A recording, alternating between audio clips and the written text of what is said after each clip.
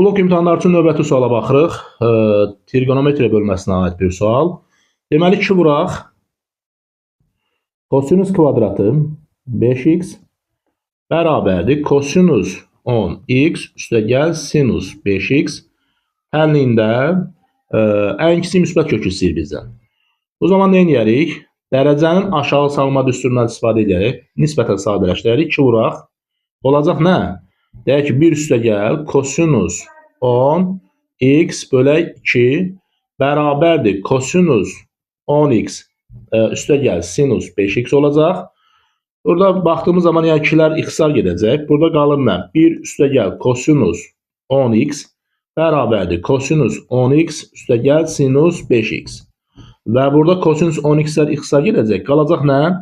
Sinus 5x bərabər 1.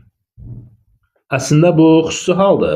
Yəni 5x buradan bərabər deyək ki, pi bölü 2 üstəgəl 2 pikadır. Amma bizə nə istəyir? Tənliyinin ən kiçik müsbət kökünü istəyir. Ən kiçik müsbət kökü üçün elə burada k-ya 0 versək 5x bərabər deyək ki, indi burada dərəcə nə verir? Pi bölü 2 90 deməkdir. Bərabər 90 olacaq. X burada bərabər 18 dərəcə olmuş olacaq.